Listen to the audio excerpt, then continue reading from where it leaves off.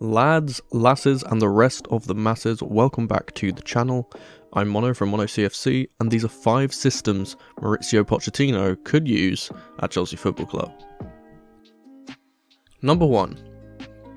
The 4-3-3. A very common formation nowadays is the one which was not created but popularised by the Netherlands in the early 70s, the 4-3-3. And yes, I said 4-3-3, not 4-4-3. I'm looking at you, Todd Burley. A pretty balanced formation with a lot of variance depending on the players in the system, particularly in the midfield areas. The 4-3-3 has a big emphasis on utilising the wide areas while keeping the centre of the pitch compact defensively. I'm going to go through and select the players I believe Poch would use in each system in this list. However, I'll be omitting players in certain positions because I believe they will be filled by players we are yet to sign. For the purpose of this example, I'll be using the 4-3-3 variant that has the 1-6 and 2 8s in the midfield. We'll start off by putting in the goalkeeper, which is going to be vacant as I believe we will be signing a new number 1 this upcoming window, and we can't be certain of who will be in between the sticks for us this season. As for the back 4, starting on the right we have the pretty obvious inclusion of Reece James. When he's fit, he 100% starts for us, with Malo Gusto occupying this role in his absence. For the 2 centre-backs, I have chosen Wesley Fofana on the right and Benoit Badiashile on the left. I do believe that these are quite interchangeable, with Thiago Silva being able to play in that right-sided centre-back position and Levi Colwill able to play in the left-sided one too. Though I will get on to Levi specifically in another entry on this list. For the left back I've put in Ben Chilwell. Again, when he's fully up to the races he's our best left back, but I do feel as if Cucurella or Maatsen can play here too depending on form or injuries. Moving on to the midfield 3, and as the lone 6/defensive mid, we will have to leave this vacant. There's no doubt in my mind that we will be bringing in a defensive-minded midfielder this summer, and though it's looking likely that it will be Manuel Ugarte, anything can happen in football and we can't guarantee his signing, so I'm leaving this blank. Next to him, on the right-sided 8 role, is the man that is first on the team sheet every week, Enzo Fernandez. I believe Enzo will fully live up to his potential in this role, with him having less defensive responsibility to worry about and is able to go forward and do what he is best at. Finally, on the left-hand side, we have Lewis Hall. This might be jumping the gun a little, but Lewis Hall has shown in the small amount of appearances he's had this season that he is ready to start, and despite him being excellent at left back, I'd prefer us to put him in his favoured role in midfield, as we have severely lacked a left-footed centre mid for a long time, and he'd bring a balance to that side. That being said, I can also see Enzo playing here on the left, and Carney Chukwuemeka or a newly signed centre mid to play on the right instead. Moving on to the front 3, and I think this picks itself, Noni Madueke on the right, a newly signed striker in the centre, and on the left Mykhailo Mudryk. The left side could also be filled by either Raheem Sterling or Christian Pulisic, depending on form/injuries or departures, but I think Noni has that right side locked down as the only left-footed winger at the club, with Hakim Ziyech touted to be leaving. You may notice one glaring omission from this lineup, and that is the reason why I don't believe Poch will use this formation often, and that's Christopher Nkunku. I believe Poch will likely want to build his team around Nkunku amongst others, and I doubt that he would settle for playing him on the left wing. There are other systems that are able to incorporate Nkunku, and I see them as more likely, such as number 2, the 4-2-3-1. The most balanced formation in terms of attacking and defending in numbers, in my opinion, the 4-2-3-1 is likely going to be the go-to formation for Mauricio Pochettino, as he has used this system to great success with other teams. I believe that for the majority of the season this is the formation we will use, as it best incorporates all of our players. Compact in the middle with the option to play the ball centrally or on the wings in the attack, I think this formation brings a lot of dynamism and unpredictability to our attacking play, which is much needed in this team. Let's take a look at the players I'd put into this formation, and as always, the goalkeeping spot is vacant.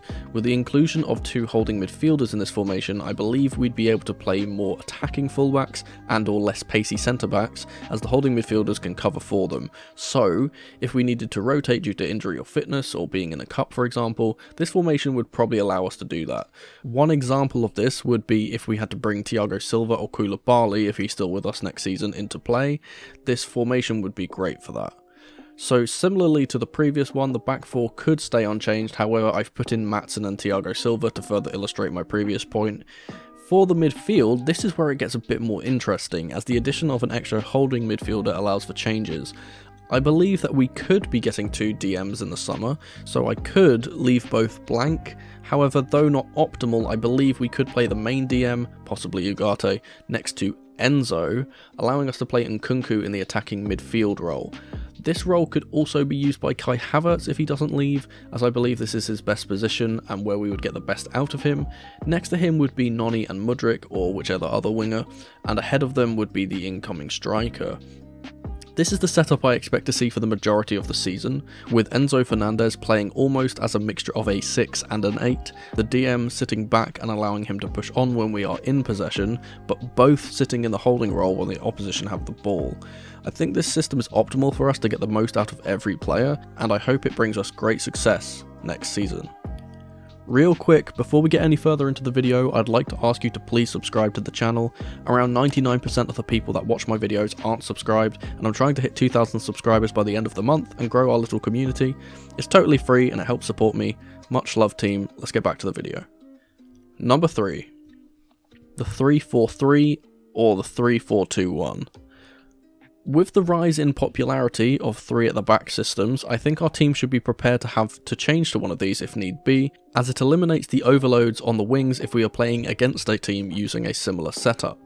We have an abundance of centre backs and the majority of our fullbacks are attack minded, so having a system with wing backs seems optimal. In situations where we'd have to dig deep and defend to hold onto a lead, similarly to how we did in the UCL final against Man City, this formation could be employed mid-match to see out games, or in the second legs of cup competitions, such as the EFL Cup semi-final, or Champions League games once we get back into the competition after next season.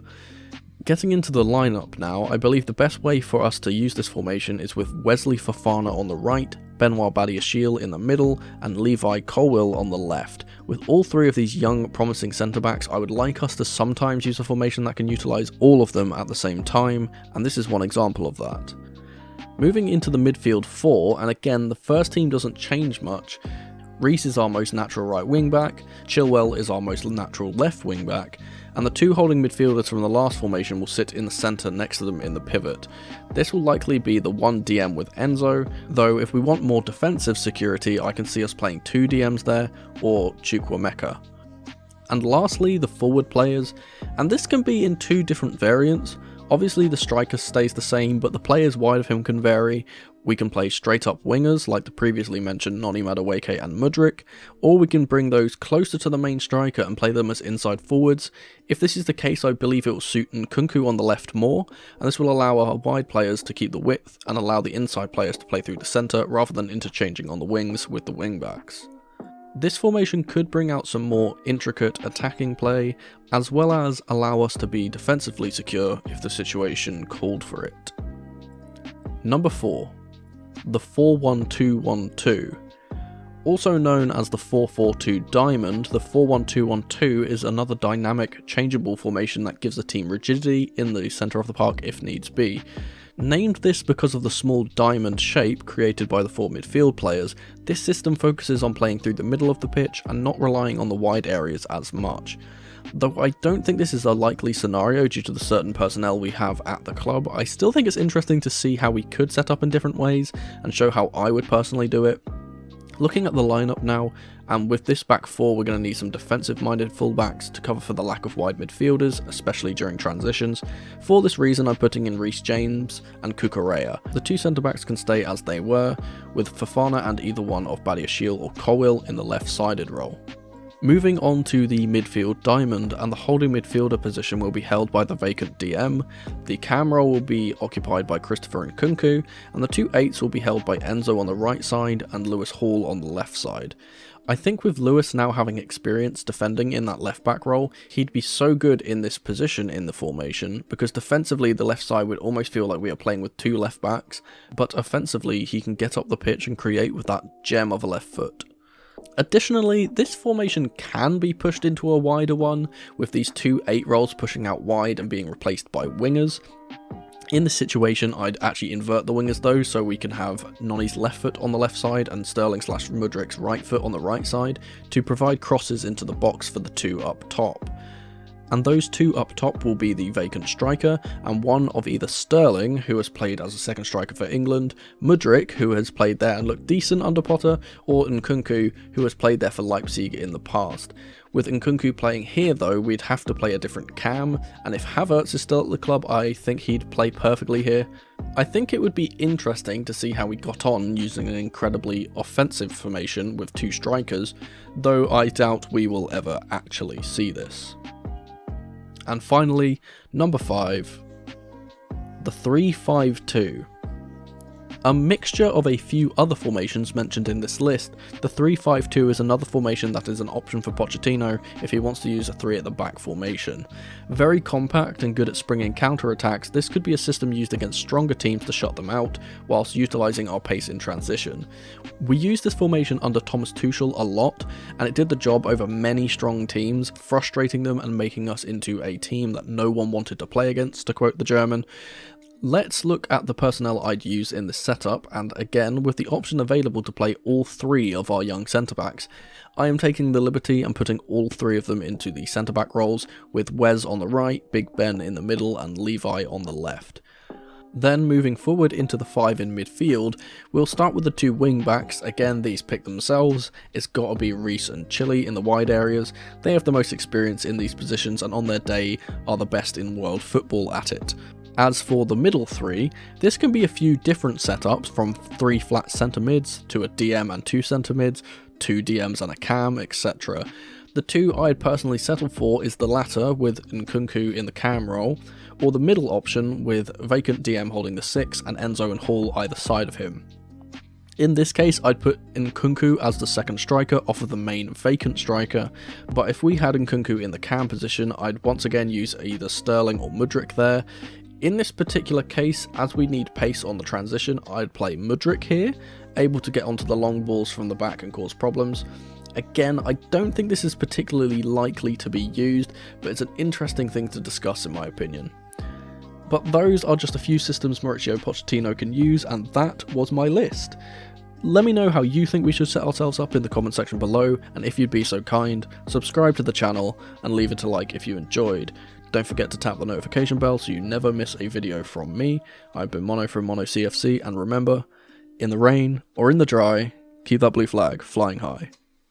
Come on, you Blues.